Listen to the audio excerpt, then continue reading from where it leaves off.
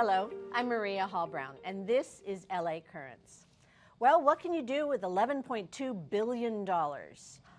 Actually, someone is here who knows exactly what we're going to be doing with $11.2 billion in the city of Los Angeles. I'm delighted to be joined by Paul Krikorian. He is the chair of the City Council and Budget and Finance Committee. So nice to have you here, and so nice to have you here in better circumstances.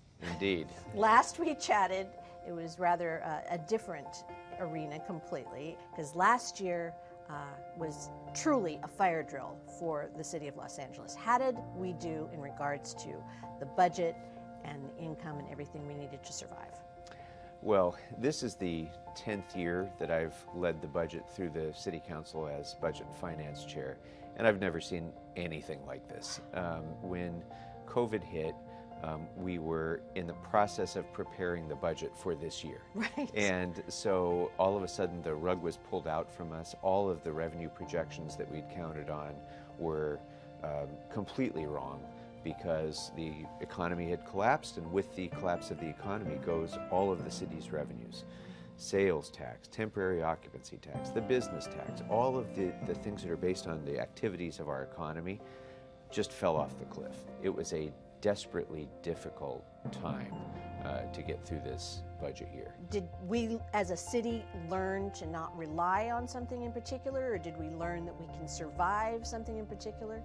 Well, I think two things. I hope that we learned that we need to be prepared for the worst, and that means building up and having a strong reserve in our budget so that when difficult economic times do hit, we have that large rainy day fund, if you will, that we can fall back on without deep cuts in services. So that's the first thing, and I'm very pleased to say that in the time that I've been budget chair, we have built up the strongest reserve that the city has ever had. So when COVID hit, we did have a reserve fund that we could count on, and that is what allowed us to survive the year.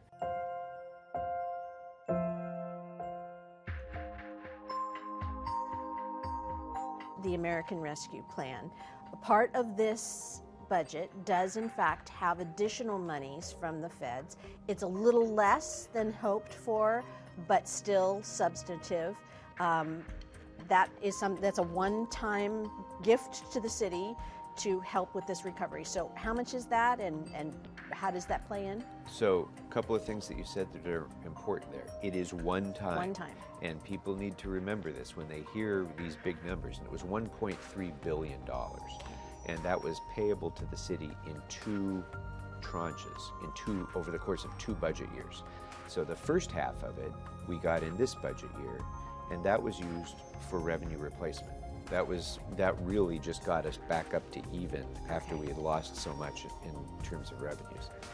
So for the year that starts July 1st, that additional $660 or so million will be used to restore our reserve, as I said, and also for significant one-time investments that are really going to be necessary to uplift neighborhoods and people who've suffered so badly during this COVID time as well.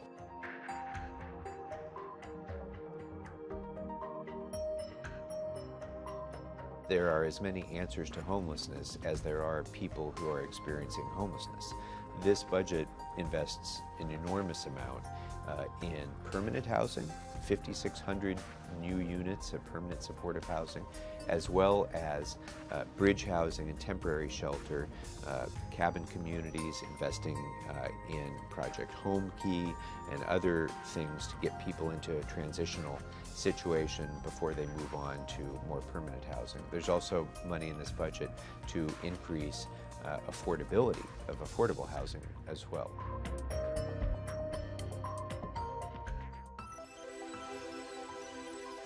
You, as one of your fiscal priorities, there was an amortization study regarding phasing out gas and oil drilling in the city. That sounds very optimistic. How does it work out, and how are you feeling, and what does that actually do for the city? Well, this is a transformative time for the city of Los Angeles on the environment. I was one of the leaders that initiated the LA 100 process, and because of that, we're now on the road to DWP becoming the largest municipal utility in the nation to be entirely on carbon-free energy, and that we've got a blueprint in place to do that, and we'll be achieving that goal. In addition, we are going to be phasing out all oil and gas production in the city of Los Angeles. And in order to do that, we need this amortization study, which will determine how long the producers of oil and gas have to close their existing wells down. And once they recapture their investment, then we can shut them down without imposing additional burdens on the taxpayers of Los Angeles. So that's why the amortization study is important. It will allow us literally to shut down oil and gas production throughout the city of Los Angeles, which was a goal that I think no one thought was really achievable even just a few years ago, and now it's within reach. We're also investing a lot in this budget in our urban canopy, increasing tree trimming and new tree planting. We're spending money on developing wildlife corridors and having personnel and planning who will be responsible for that. And this budget also includes some of that one-time investment that we talked about earlier will be directed towards renewable energy generation, including solar energy at parks and on parking structures and so forth. So we're doing a lot of investment in the infrastructure that's necessary to generate that renewable energy.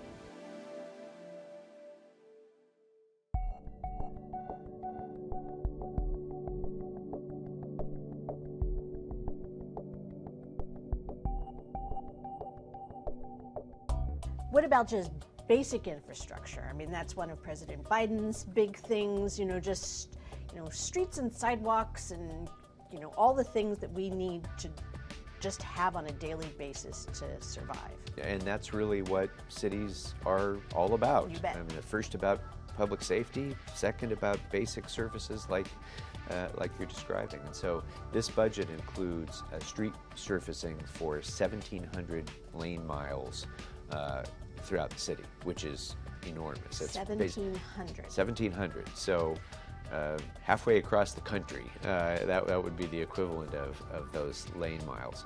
And when you think about it, that's about 5 miles of resurfacing every single day. We're continuing to invest tens of millions of dollars in sidewalks. It's around $40 million this year. And very importantly, in both of those areas, streets and sidewalks, we're tying those repairs to our Targeted Local Hire program. So the Targeted Local Hire program reaches out to people who are some of the hardest to hire people in Los Angeles, people who have barriers that get in the way of their being employed. Maybe they've been formerly incarcerated. Maybe they're experiencing homelessness or recently did. Maybe they have they're coming out of foster care and they don't have the basic skills necessary to go out and look for a job. Targeted Local Hire programs gives people who apply the soft skills that they need to be competitive job seekers. And then if they succeed in that initial program, we channel them right into civil service positions for the city of Los Angeles. So they get not only a job, but a life-changing career that will impact generations of their family. It's a phenomenally successful program. So, people who a year ago might have been sleeping on a sidewalk, next year may be fixing those sidewalks. Well, it's great to see you. I'm glad things feel a little bit more back on stable ground than last time we met, and I look forward to chatting with you again about all of these incredible programs and a good year for the city of Los Angeles. It's going to be a good year and many more good years to come, I'm confident. Thanks for having me. Thank you, Councilmember. And that's a wrap on this LA Currents.